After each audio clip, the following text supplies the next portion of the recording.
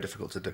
And the reason it's difficult to do is it limits your viewpoint to that hero, so you can never cut away. The great thing about writing in the third person is if you're running into a slow bit of the story, you can cut away to an exotic location, or you can have a guy coming in with a gun and then cutting away to something else. So you're constantly keeping the reader on the move. When you're in the first person, you can't do that. But what you can do with the first person, which Len does beautifully, is get humour across and irony. So you're inside the head of his hero. This is a terrific advantage because he can tell you what he really wants you to know. He can tell you what he wants you to know for the time being. He can tell you, if you like, a total falsity.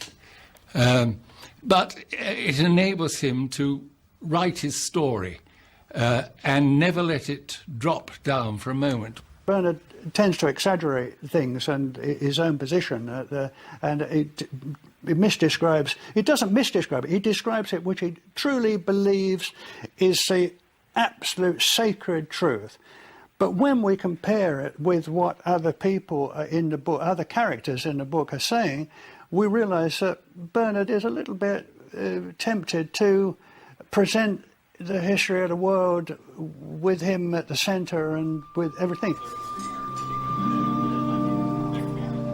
Deighton is still working, currently on another history project. He hasn't published a new book for almost a decade, but at 76, he is as engaged and interested as ever. The more authority you have, the more responsibility you have. The more responsibility and authority you have, the more you are likely to be put under a microscope and more you deserve being examined. If you're going to send men out to be killed, then you have to put up with the fact that you're going to be examined more closely than the guys who are going to be sent out to be killed. So it may seem as though I give the generals a bad time, but I don't see it like that. I see it that they give themselves a bad time. You know, they say a good girl gone wrong is a bad girl found out, don't they?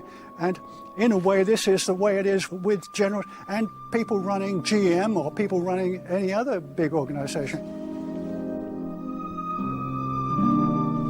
I was born in a workhouse.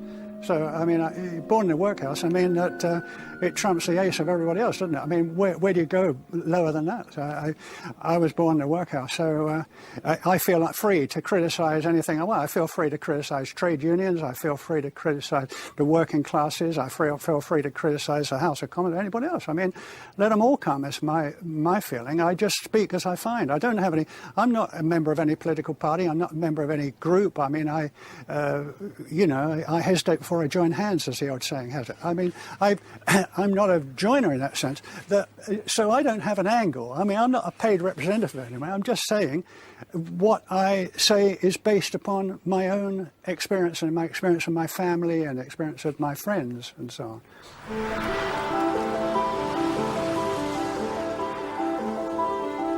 In 1969, I left England for good, and I can't imagine ever going back and living there again. As much as I enjoyed and as much as I regard and as much as I identify with England, and some people say that I'm very, very English. I don't know whether I am or not. I think perhaps I am, but it's a foreign country for me now. And people say, well, where is your home? And I say, my home is the England of 30 years ago. That's my home, but it doesn't exist anymore, so it's no point in my looking for it, is there?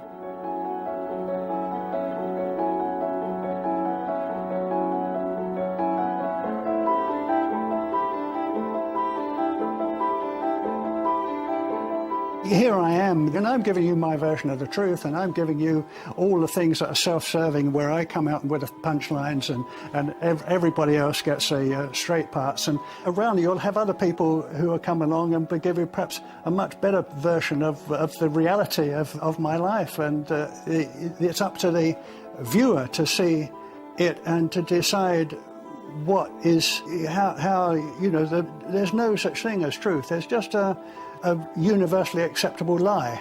And that is really what this programme will do and what I've tried to do in the books, I suppose.